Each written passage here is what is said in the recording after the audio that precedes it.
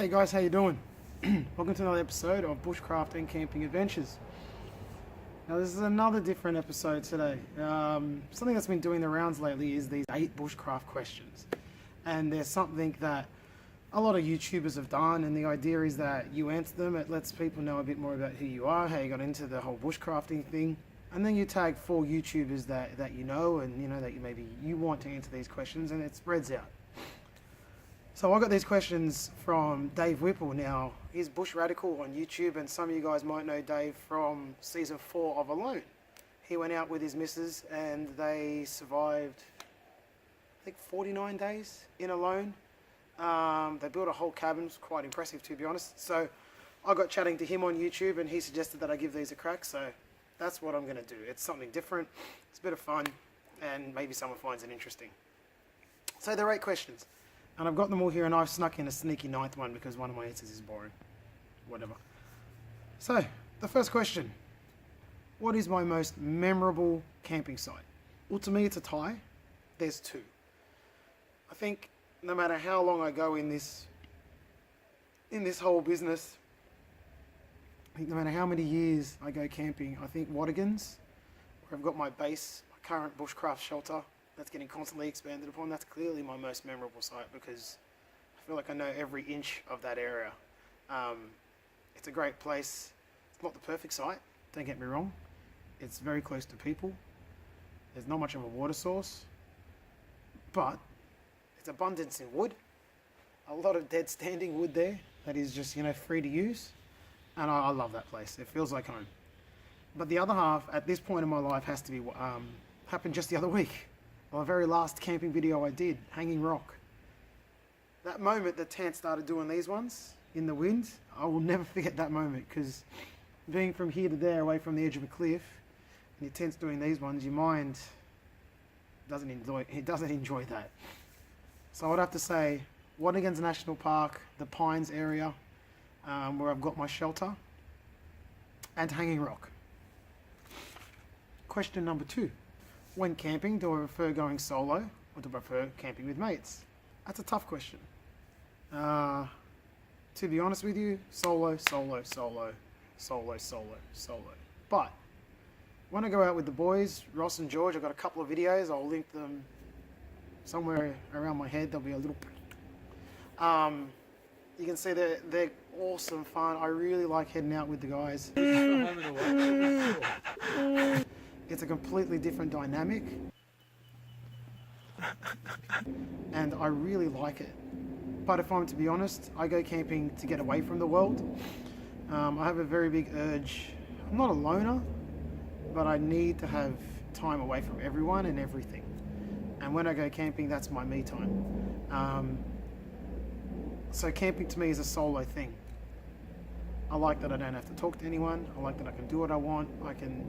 If I want to stop and lie down for 10 minutes, I can. If I want to stop and have a feed, I can. If I want to walk over there, if I want to do over that, I can do it.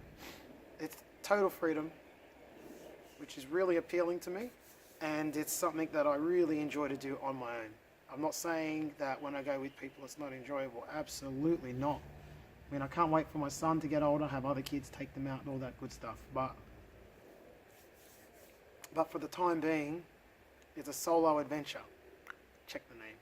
Name check. Question number 3. What's my favourite knife? I'll be honest, I haven't had a whole lot of knives that I've ripped through in my time. But I can definitely say that, I could always go the old open L, but that's not a favourite knife, that's just a reliable, cheap knife. At this point, the knife I just bought, my Mora Garberg. It's got everything I've wanted in a knife, and it's not going to be my best knife I ever own. I was at the Sydney Knife Show the other week and there was an absolutely beautiful knife on display. I can't remember for the life of me what it was called. You know what I'll do? I'll put a photo of it right now. That knife. That felt amazing in the hand. It was light, it curved, it was designed for this. It was $400 and I don't have that kind of money to spend. So at this point in time, my favourite knife is my Mora Garberg. It's sharp, it's comfortable, it's ergonomic, it works the way you want it to. It does everything you could want it to do. It feather sticks, it batons, it chops, it slices, it dices, whatever. That's the one, Mora Garberg. You can see it's got a really good shape about it. It's got a really nice weight, fits in the hands really good. So I'd say my Mora Garberg, good knife. If you're looking to get a knife and you only got about $100 to spend, seriously, that's the one. A bushcraft knife, that's the one. Number 4. Where did I learn bushcraft skills?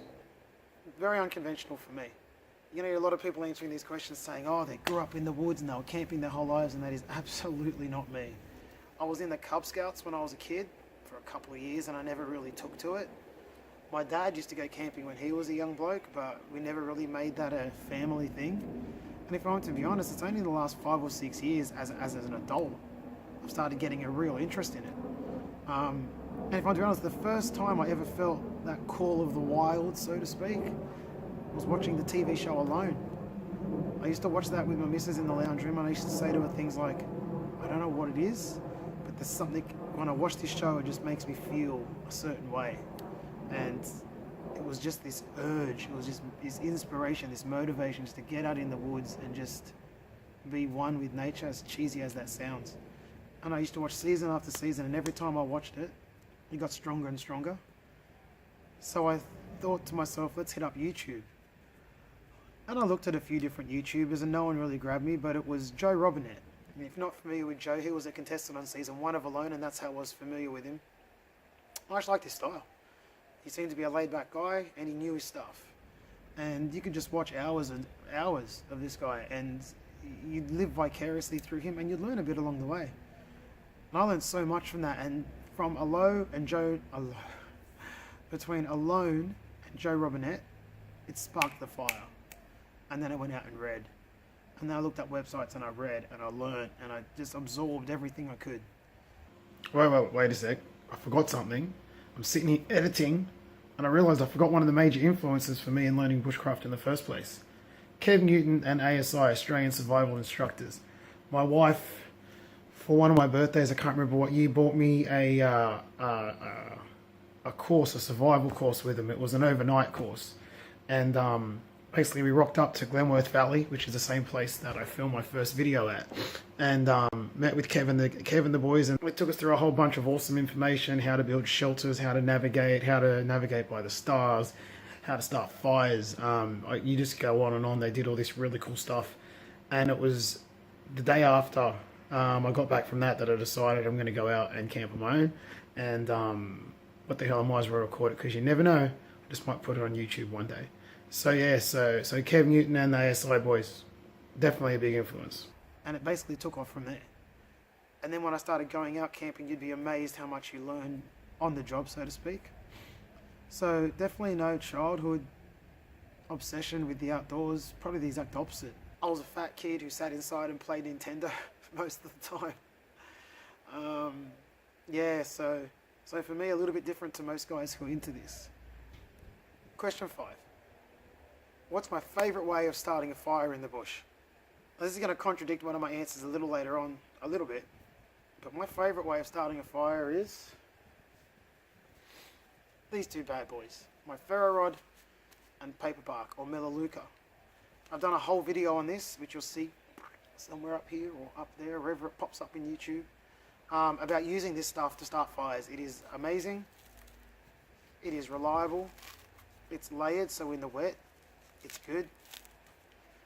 A couple of sparks from this on a roughed up piece of this that starts every time. So this is easily my favourite way. I don't like lighters. As I've discussed in previous videos, I don't like friction fires. It's too frustrating and I'm not good enough to do it. I mean, I know how to do it. It just doesn't cooperate for me, and I turn into a crazy man. So this is my favourite way to start a fire. Hands down, there's just absolutely no competition. Don't get me wrong. I absolutely love getting that bird's nest, that coal from a friction fire, and blowing it, and the smoke gets thicker and thicker until it builds up. I love that. It just feels cool. But all this and all this, trying to get the fire started, does things in here that make me a crazy man. So I'd have to say ferro rod and paper bark. Number 6. What is the most essential piece of kit? Now, it could be many, man. You could say a sleeping bag's essential. You could say a saw is essential. You could say a knife is essential. Everything's essential, but if you were to really break it down and really think about what you need in an emergency situation, a lighter. To be honest, I never use it. I have it in my kit, never used it once, ever. Actually, no lie, once I did, when everything was super wet and I just had to cheat. But this is essential. This is a lifesaver if you need fire. Within 30 seconds, you got a fire going. Always keep it full. It's as simple as that. I mean, I'll be honest, with my beautiful hair as I have it, to me, honestly, my beanie is essential. When you're in your tent or when you're in your shelter and there's that cold breeze blowing, if you put your hoodie up, after a while it starts to pull back a bit and you actually get a sore neck. It happens to me, maybe I've got a weak neck. But I whack this bad boy on. So, this is number 2. But for survival, absolutely this. So I'd say a lighter. Number 7. With my stoves, what do I prefer? Wood, alcohol, or actual gas for my stove? And to me, there's absolutely there's no argument. It's got to be wood. It's flexible. You don't need to carry anything. You just pick it up around as you go. It's just, that's as simple as that. There's no extra weight in your back. Now, speaking of stoves, I've recently picked up the Bushcraft Essentials Ultralight Camp Stove. Comes in this cool little patch, it's about $10 extra. And I mean, this weighs, I think, 90 grams, and it packs down as small as that. I'm going to build this. I don't want to bore you, so get ready for fast forward.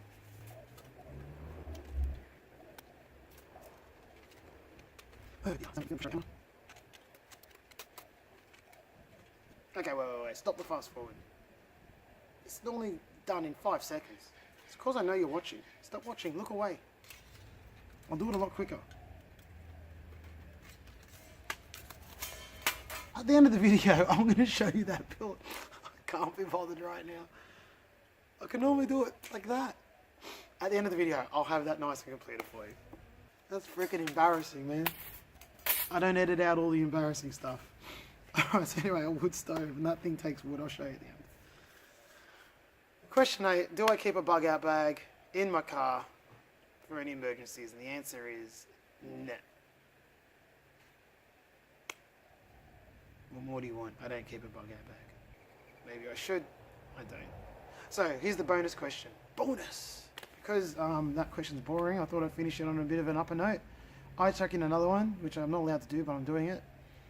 Am I more of an alone man or a naked and afraid man? These are the two kind of bushcraft TV shows that everyone loves to watch.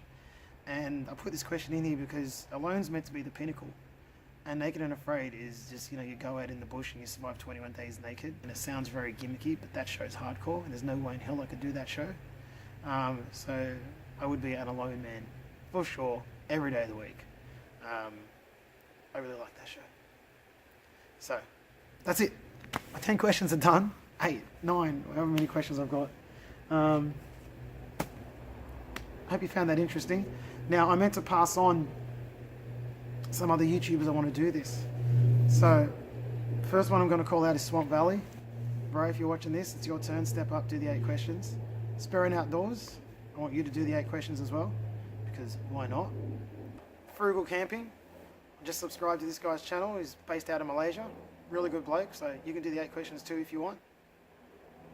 And just, you never know. Joe Robinet, bro, you're never going to watch this video, but if you do these questions, man. People want to hear this sort of stuff from people like you. You're a big personality. You got a lot of interesting things to say. You've got a much longer history than losers like myself in the bushcraft game, so Joe Robinet, I'll give it a crack. You never know, he might do it.